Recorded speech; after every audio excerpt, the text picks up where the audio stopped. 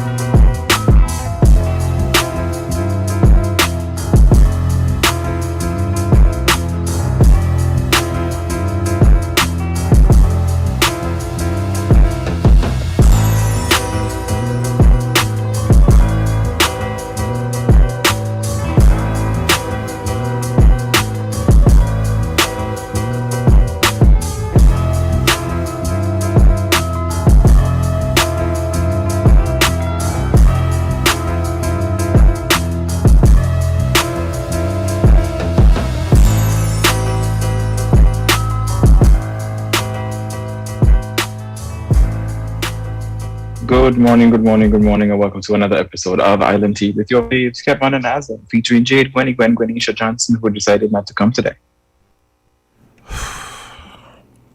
I say it once, I'm going to say it again. I saw there be... But the joke about it, we could actually say good morning to CPL because, she's listening. She just stay home and listening. Yeah, she stay home and listening and then text us things as if we're supposed to read them. After she gonna give us like the worst articles to read and then leave us alone. I saw there be. Oh, but Kevin, today is October. It is October 1st. It is Friday, and the time is 8:06 a.m. Wow, we're in October. We are officially in the last quarter of the year. Bye. You feel like just like 2 weeks ago we was there thinking about what 2021 gonna look like. It don't feel like we're in the 10th month. I feel like I'm missing 2 years of my life, like 2020 and 2021. I don't know what happened to them. Like I have decent memories for like almost every year. It's like 2018. I could my mind jumps to something, and like I could think of the whole year. 2019, same thing. I could think of stuff, and my mind jumps to the year, and my mind could like flip through the pages. 2020. You know what it is for me. So, if you were to think about some of those things, right, that you could jump to, what the center around vacation, the center around being outdoors, socializing, or like about happiness. About happiness. See, a lot of the things that I jump to when I start remembering years have to do with work. So the fact that my work has looked different means that it's a little weird. Little memory markers are gone. Yeah, like a lot of what I used to mark time and like frame experiences is around work and travel. So like, I kind of.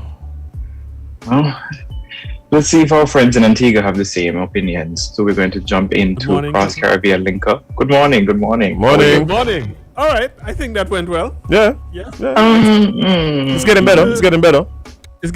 Thank you, Azem. You see the glass half full. Indeed. Unlike our good friend over there, Kevin Hanley. Well, you see, I just drink the glass. Good morning. I don't care how full it is. I just drink it. Just drink the glass. All right. How y'all doing this morning? Doing okay. All right. How are things in St. Kitts? Let's start with St. Kitts, and then, of course, I'm sure you guys will ask me about what's happening in Antigua, and I will answer to the best of my ability once I don't get into any legal jeopardy. Well, I mean, you want to actively avoid legal jeopardy? Is that what you're saying? I'm sorry? Are you saying that you want to actively avoid legal jeopardy? I think I'm saying exactly that. Oh, okay. I have a few friends who are lawyers. Probably one of my closest friends is a lawyer. But at the same time, I don't want to be on the wrong side of a lawyer, if you catch my drift. And I have a record so far of being host on this program. I have never gotten this station, or certainly gotten myself in any legal hot water. I'm very careful with what I say. I'm careful with how I ask my questions. I'm just careful. Let's put it this way. I try to be responsible. And I think that serves me in good stead. Can't relate. What's that? Can't relate. Yeah, we need a class. We need a class. We've avoided legal hot water, but we do say reckless things here. Our callers do. Our callers do. Callers often say reckless things. Well, I have a good friend who I go hiking with. He's well known. I won't call his name. He says to me, Darren, you need to ignore the WhatsApp board. Just ignore it. Because you have people saying some very absurd things. Sometimes you wonder if they think before they say it. And there are times, especially on mornings like this, where we had a political guest on a politically charged issue, which it shouldn't be. People are just saying all sorts of things. Why am I cutting him off? I'm not giving him an opportunity to speak. You don't cut off the government spokesperson like that. I constantly do it when he's saying things and going off the rail. And my question. That brings up an important thing for me. Like, why do people think that because of your ranking, your conversation should look differently? You know, whether it's a caller or a government official, if you are saying something that is grossly incorrect, I will interrupt you. Well, anytime I hear the chief of staff, whenever the chief of staff, who's a regular guest on the program, he appears on Mondays and he says something that I know to be not factual, I challenge him on it. I mean, whether he changes his position or not, that's beside the point, but at least the record reflects that I've challenged him on it, and I state what I know the record to be, and he'll respond or ignore, which sometimes he does, because he has a particular narrative. He's doing his job, just as the UPP spokesperson did this morning, did his job. So, but apparently some folks don't think that I should do that because I'm showing bias, apparently. One person said that I'm biased. Never mind, I try my best. I think I try my best to treat everybody fairly, but they say I'm biased. And I just said, well, all right. I don't know if there's a human being on this earth that doesn't have a bias. I was about to say. I suppose I'm supposed to not have a bias because I'm not human. But I don't think that I'm biased at all. I stoutly defend my record, and I try to be fair and respectful to everybody. That's why they keep coming. And unfortunately, that's why the listeners who constantly must keep listening too. So I don't know. I must be doing something right, gentlemen. But anyway, it's not about me. What's happening in St. Kitts? What's happening in St. Kitts? That's a good question. COVID? Yeah, I mean, the truth is a lot of situations, circumstances, stuff like that.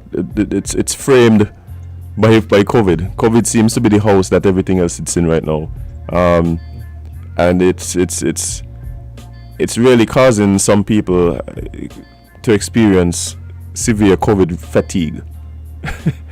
I think that's kind of what's happening here. We see a situation where we are we're in unfamiliar territory in terms of the way the cases have been rising and spreading. The truth is, though, I think for most people, life has not changed much over the last 2 months. Apart from those who would have, let's say, had to quarantine for extended period of time or be in isolation. Persons seem to be just going along, and I really think that's because of the COVID fatigue. People just kind of I don't know. Yeah. You know, so I think that's kind of where we're at. We are in post-election, post-Culturama, post-CPL mode, and I think most of us now are looking forward to the start of the Sugar Mass festivities. You know, semi-finals, eliminations, tenths. We've had you know, some events kind of kicking off, some pre-events, song competition, and launch of the Queen contestants and that kind of thing. So that's kind of where we're at right now. We had Parliament yesterday. I wasn't able to watch, unfortunately, but I know there were some very interesting bills to be debated, and so yeah, we're just kind of trotting along, and I think people are just kind of trying to figure out exactly how moving forward looks like. And I think that's kind of where we are right now, because we're in unfamiliar territory, where some of the islands may have been dealing with some of these increases and community spread for quite some time. We're relatively fresh in it. All right. Your death total though is up to 13. I understand. Is that accurate? Yes. From our reports, Yes. we're up to 13 related COVID deaths. 13 more than anyone would have liked. But of course, condolences to the families and the loved ones and the communities. But I do believe for me personally, it's concerning. We would have had like 3 deaths in 3 days earlier this week, and it's quite concerning for me personally. Yeah, it is quite concerning. I think based on the most recent dashboard, we're up to 79. So yeah, that's a problem. That's a major problem. Of course, the argument has been made in respect of the argument has been made by the United Progressive Party, the opposition. It was made this morning that the government needs to look into why our death rate is as high as it is in comparison with some of our OECS colleagues, and of course the government, and I've heard some doctors suggest that there are other things at play. It could be also the fact that we have a high incidence of obesity and high blood pressure and diabetes and other medical conditions, or comorbidities is the fancy word that's used to describe that. And that may be complicating the situation. And the other factor too that is said to have complicated the situation is the fact that people present themselves too late.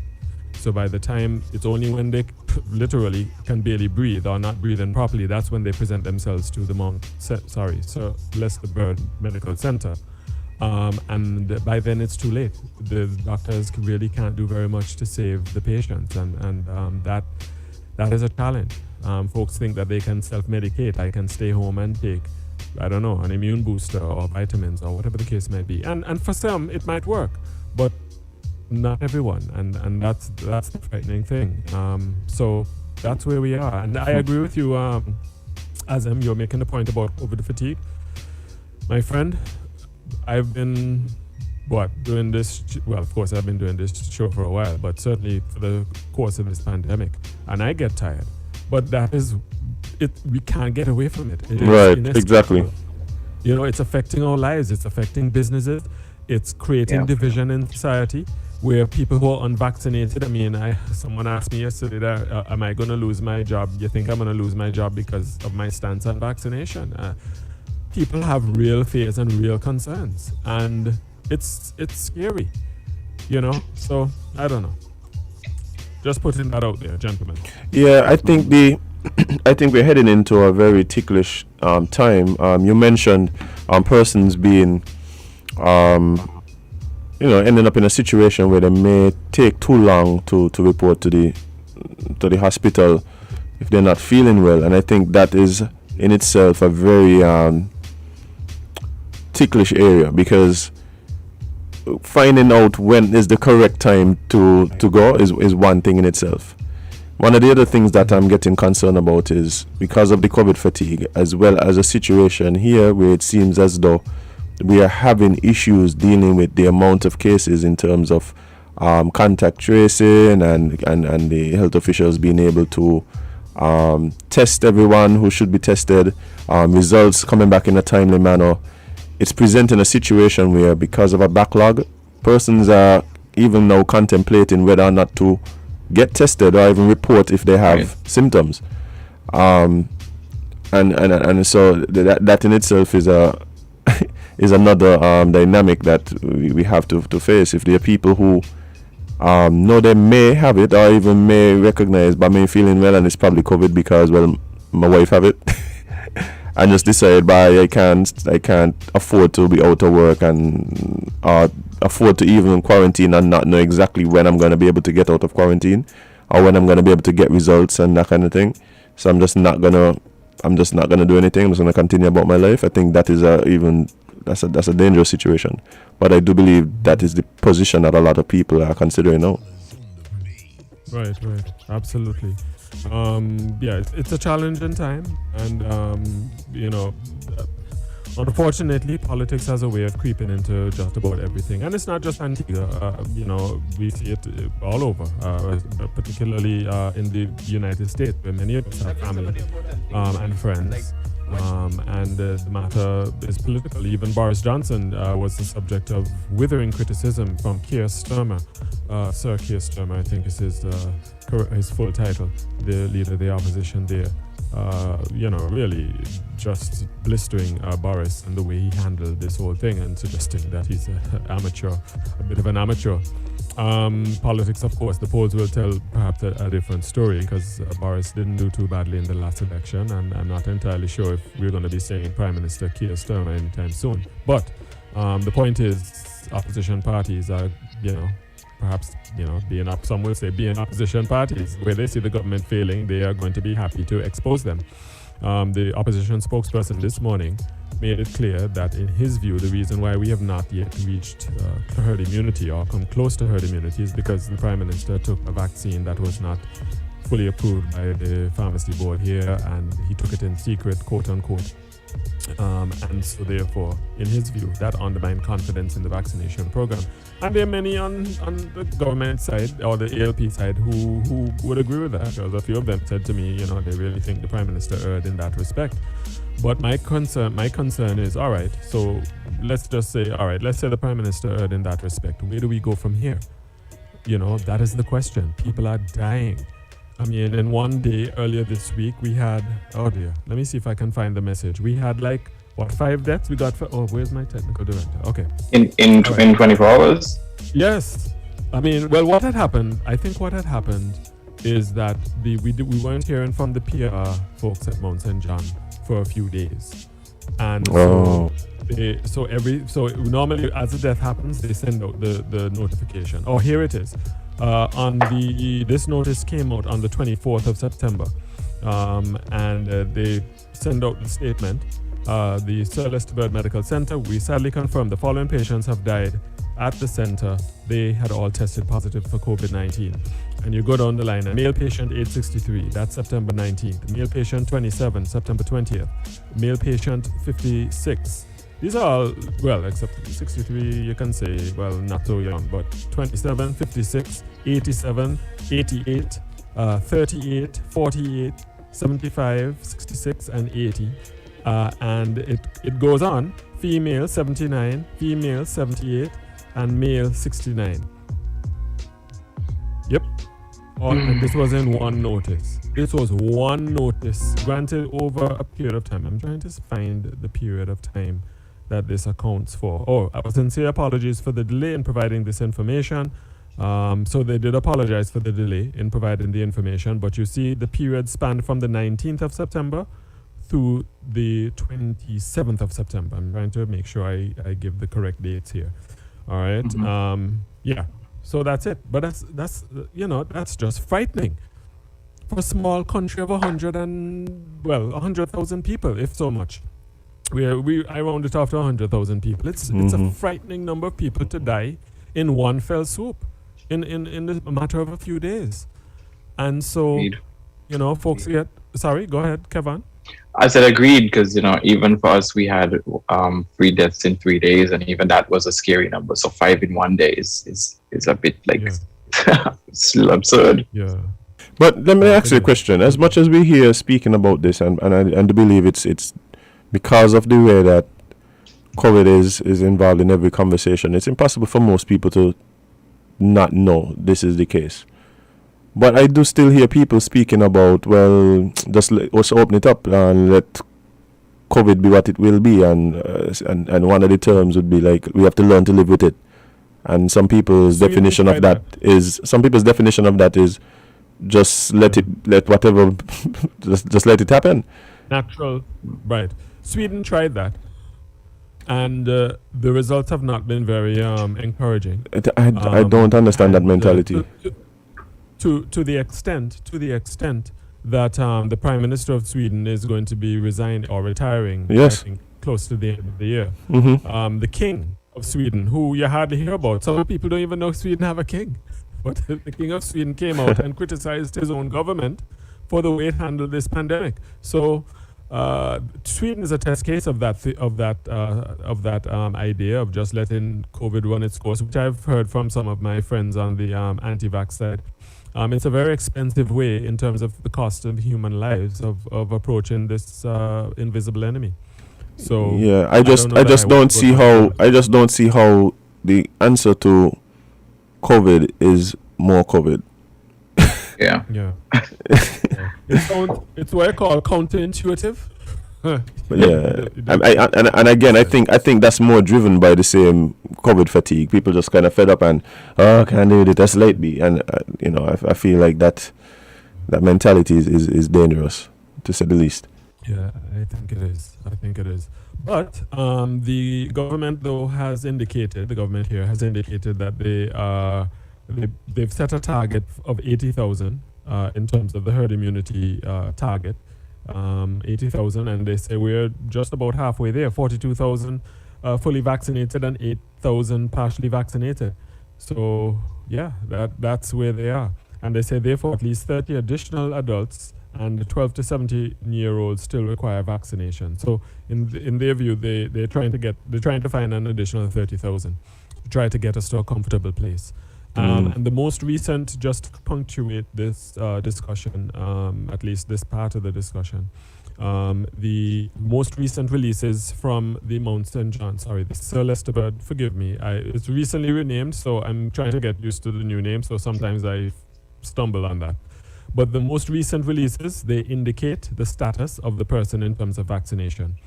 And it is clear from the releases that all the individuals who have passed away, all of the individuals that have passed away in the last week, certainly in the last two releases, are unvaccinated. Yeah. I mean, the funny thing about that is that information is something that persons have been asking for. Yes. And in the absence of that information, I spoke to a friend yesterday who told me, St. Martin is our vaccinated people passing away. And I'm like, so that sounds strange, because that's not the case anywhere else. So here, what I would say is that they're manipulating the numbers. They want you to take the jab, so they're trying to scare you into taking the jab. So they're saying that the people who are dying is unvaccinated, so therefore you're being coerced to take the jab. I have no evidence to prove that, but in a world where conspiracy theory rules the day, at least in the mind of some individuals, that's what they're going to say. Somebody told me that yesterday, a matter of fact. Pointedly, they said that, and they're saying that because they want us to get vaccinated. But so why ask for it? So why ask for the information only to not trust the information because it doesn't line up with what you would have wanted? When they do it, when they didn't do it, they say, well, why are they not telling us? They're trying to hide something. Right, exactly. No, they're doing it. They say they lie. No, they're doing it. They say, you're trying to, they say a lie. You can't win. I don't envy, God bless the staff at Mount St. John. And matter of fact, I think at this point, I'll share this with you. This week has been a difficult week for me. I lost my grandmother this week. Oh, my condolences, bro. I'm still in a state of numbness. Thank you very much. But I'm just bringing that up to say that in terms of the care that she received at Mount St. John under very trying circumstances, to the best of my information, was commendable. and they did their best that they could given the hand they were dealt. And I just want to say thanks to them and shout out to all the doctors, the nurses, who have to essentially give families hope up through the length and breadth of this country every day. It is not easy. I had a glimpse of what was going on a few weeks ago during my grandmother's illness, and I'm telling you, I had to tip my hat off to them. They're stressed. I mean, if some of them work in 12-hour shifts, some of them worried about exposing their family. Resources are not exactly bursting at the seams, if you understand what I'm saying, because of course, we are all feeling the brunt, the economic impact of COVID, but they are still doing the best they can. Do they get it right all the time? Perhaps not, but I'm telling you, what I saw, I was impressed, and I tip my hat off to them. And to the PR folks who have to bring the bad news every day, you think it don't have an effect on them? You understand what I'm saying? It's tough. It's tough. And then you have people out there protesting, giving the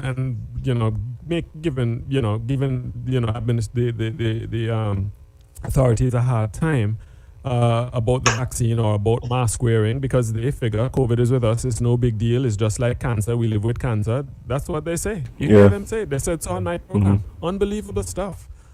And whereas I normally try to be neutral and don't come down on the side on certain things, on this one, I'm sorry. I believe in science. The vaccine is the way out. And the best vaccine is the vaccine that we have. We have 5 of them now. 5. Including Pfizer and Johnson & Johnson, which have been approved by the FDA. And people still finding excuses not to go and get vaccinated. Yeah.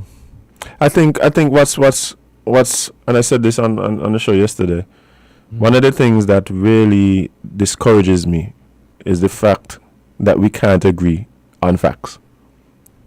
And so it makes communication difficult and almost impossible. We could interpret the facts differently, but when we can't even agree on what the facts are, then it's Azam, you hit the nail right on the head, and that is the danger. One of my doctors said to me yesterday, was it yesterday? Yes, yesterday. He said, Darren, we have 2 pandemics. There is the pandemic of the virus. Kevin, you know where I'm going with this. Yep, definitely. We have the pandemic of the virus, and we have the pandemic of misinformation. And he said that the pandemic of misinformation, in his view, is more deadly than the pandemic of the virus itself. Can you imagine that? A doctor saying this. Yeah. And he's a well-known, I won't call his name because, I won't call his name. I didn't seek his permission to call his name. But he sits on one of the committees that is responsible for managing this COVID situation. And he said that he sees it, the misinformation, the things people say. The vaccine took too short development time. It's being used for population control. There's a chip in it. All sorts of, of course, the mark of the beast, folks, for the religious zealots who believe it's a part of the mark of the beast and Antichrist and all that. Just some extraordinary stuff. And he says that pandemic is worse than the actual pandemic itself. And I'm inclined to think he's right. Yeah, and I think for me, what makes this difficult is I see this having long-reaching effects. This entire situation, this entire pandemic is going to have far-reaching consequences, societal consequences, in terms of, like you said, the way we interact with each other and the information and the misinformation and the way we communicate. I believe we're becoming more and more segregated along certain lines. But also I believe that what that is going to cause is a change in governmental powers, right? And as we in a response to some of that. So it's going to be very interesting what the next decade looks like. And what is accepted and what is not accepted, and the battle to figure out exactly what those are is going to be very interesting. What's the situation with schools in St. Kitts? Are schools open for face-to-face learning, or it's online format only? No, schools are open for face-to-face learning. Some schools, you have certain classes that have transitioned to an online platform in an effort to to keep students and teachers safe. There's one school, a private school that is doing online for most of the school right now. But yeah, we are doing face-to-face interactions, but it has been difficult trying to keep that the case. You know, as and then recently as well, we've also had a few children that have been, you know, testing positive for COVID, which has been forcing some classes to now go to now switch over into online learning in an attempt to sort of slow the spread. Yeah, and of course staff as well. So you have staff as well who's making it difficult, you know, by being tested positive or, you know, being in contact with somebody who's positive. So it's terrible. I keep saying that until we get to a point where the quarantine and the isolation is no longer a thing, the disruption to what we call normal life will not go away. Yeah. Are teachers required to be vaccinated for them to instruct the students in St. Kitts? We have not gotten to a point where we've Sure. where we've been mandating the vaccine outside of, I think, the tourism sector. I don't even know if the health sector, if there's been a proper announcement of, hey, if you're a frontline worker or whatever, the suggestion has been made and stuff like that. And there's some companies that have instituted mandates, but for the most part, we have not gone on that road in an effort to encourage vaccination. I've seen the memos from, you know, the various companies. I won't call the names. I've seen the memos from the very well-known establishments that say, hey, it's fish or cut bait time. You got to get vaccinated or else. Or I think I saw one that somebody got a letter of termination that, you know, you haven't adhered to the guidelines, so see you later. We've gotten to that point. Where and of course we have the private sector that's really pushing for that type of position. So and there's of course pushback. So how we navigate that is left to be seen. Right. There was another question I had for but you. Speaking of mandates, before you continue, yes. Speaking of mandates, Sure. has there been mandates? We have about 5 more minutes. Has there been mandates in Antigua as it relates to healthcare workers? How to answer that question? My understanding is that the mandates apply to all public sector workers, but the government recognized that there were some nurses that were not vaccinated, but they didn't want them to be included in the, you stay at home because they need the nurses. We're already short of nurses. Interesting. So there was a carve out, if I can use that term, for them. An exemption. I know that there is pressure. Yes, right. Thank you. There is a provision made, but there still is going to be let's put it this way, pressure on those individuals to be vaccinated. But my understanding is, and I'll have to reconfirm this, but my understanding is the majority of nurses are vaccinated. It's just that, they might be, it might be just over 50%, maybe 60%. I don't know the actual percentage. Usually when I ask these questions of the various officials, they hedge. And don't give a specific percentage because they just don't know, perhaps. But they do have a significant number that are vaccinated, but they still have more to go. I suspect that with the mandatory vaccination policy of the government, a number of them have gone to get vaccinated. But of course, I'm sure there are those who, for one reason or another, and don't get me wrong, as much as I am pro-vaccine and pro-vaccination and pro-vaccination program, I mean, in terms of the efficacy of the vaccine, I'm not speaking about the mandatory part of it. I'm just speaking about the science of vaccination. Okay? Just so that my haters out there are clear on what I'm saying. There are individuals with legitimate fears. They have legitimate fears based on their health, based on allergies, based on whatever, or they just suffer from anxiety generally. And it is unfortunate that in some quarters they're being treated as less than human beings. Correct. And that's not good. I have a problem with that. So as much as I believe in science of the vaccine, I do not support and I would not encourage and I have gotten a few stories of bullying tactics being used against those who are unvaccinated. Yes, indeed. That is not right. Unvaccinated persons' lives matter too. All right. Yeah. So there has to be justice tempered with mercy. And that's how I responded to that particular concern yesterday. But as far as the answer to your question, yes, there was a bit of an exemption made for the nurses. I don't know how long it extends for. I don't think I saw any comment on that in the cabinet notes recently. Perhaps if I do have Max or Minister of Health or whoever on Monday, because Monday is usually the chance for the administration to represent its views. So we begin the week with the government and we end the week with the opposition. That's how we do it. What a transition. Yes, indeed it is.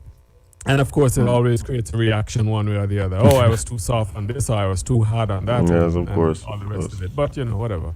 I'm accustomed to that. But yeah, that is a very good question, Azem, and one that I would be pleased to put to whoever represents the administration this coming Monday. We haven't had the Minister of Information on in a while, so maybe I'll ask him. If he's listening, he can answer me while he's at it. But yeah. So we'll see how that plays out. But yes, my friends, that's the state of play. The plan is for the balance of the month of October, we want to touch down in St. Lucia, Grenada, and Montserrat. Okay. All right, those are territories that we haven't touched in a while. So I've already gotten some feelers out in St. Lucia and Montserrat. Grenada is yet to come, but I'm pretty sure I can find someone in Grenada. I have, my good buddy Julian Rogers. He knows everybody everywhere, so that's just a call away. There's one other thing I wanted. Oh, Imran Khan, remember him? Yes. He was all Yeah. Yeah. We spoke about it earlier this week. Yeah. Really unfortunate. Imran Khan, fortunately, fell due to COVID-related illnesses, and so that is just sad. When someone actually messaged me earlier in bright the morning, and I said, "Why is she messaging me about Imran Khan?" I'm thinking the Prime Minister of Pakistan. But then I said I didn't see any alert from CNN or any of the other international agencies. So I said, "No, tell me is Imran or Imran." You understand? Who used to work for cricket here in America. Right. And when I messaged her back, she said, "Yes, Darren." And she sent me the link, and that's when I realized Imran had fallen to this virus. Yeah, friend of the show. It's sad. Yes, he's a friend of the show. Anytime he came on, I'm telling you, I almost could feel all the Guyanese in Antigua listening to the program because he was just good at what he did. Right. He was good at, whether you agreed with his politics or not, he was good at representing his side of the story. And this was not just on radio, this was online. I mean, I knew what was going on in Guyana through the lens of the opposition, through Imran. And when, of course, he was in power with Dr. General Granger. He was good at what he did. And so condolences to his family. And his wife, I understand, was also ill. I'm not sure what her status is, but condolences to her, of course, assuming she is recovered and doing okay. And to all the listeners who would have benefited from his interventions on the program. Really sad that Imran has left us. Yeah, condolences to him and to his family and the friends and Antigua. Yeah. Mm-hmm. Yes, indeed. So, gentlemen, we got to make way for a little entertainment. We're not going to the distance today because we have to have a little music in our soul and a little, at least, entertainment. So, lighten the mood a little bit. Lighten the mood a little bit, and so we're going to link up with him via Zoom, unless he wants to join the Zoom. I don't know. Could that work? No, that can't. The technical director says we didn't make technical provisions. Yeah, man. We can't sort that out. But we must do that one of these days. I think we did that once with Tion Winter and somebody else. I'm trying to remember. Was it Jashawn? I'm not sure. But we should do that sometime. Yeah, man, that'd be cool. That should also be, in addition to the other territories that we haven't touched on in a while, we should do an entertainment. Sounds like a plan. The entertainer, so we can just take a break from all this COVID madness. Indeed. on all sides of the issue. Indeed. Indeed. Yeah, man. Gentlemen, thank you so much. It's I been hope much. Jade and her family member recover as well. Yeah, just a shout out to them if they're listening. Good morning, Jade. We wish you well, sister. We miss you. And yeah, hopefully next week, Lord willing. All right, Darren. See you. And it's been a pleasure, man. Enjoy your weekend. Stay safe. Thank you. I will try my best. All right. Was yeah, man. another episode of Cross Caribbean Link Up, which felt a little heavy today. But you know, Especially at the end, yeah. anyway. Yeah. Especially at the end, yeah. But we will now take a very, very short break, and we will come back to more Island Tea on Win Media SKN. We will be right back.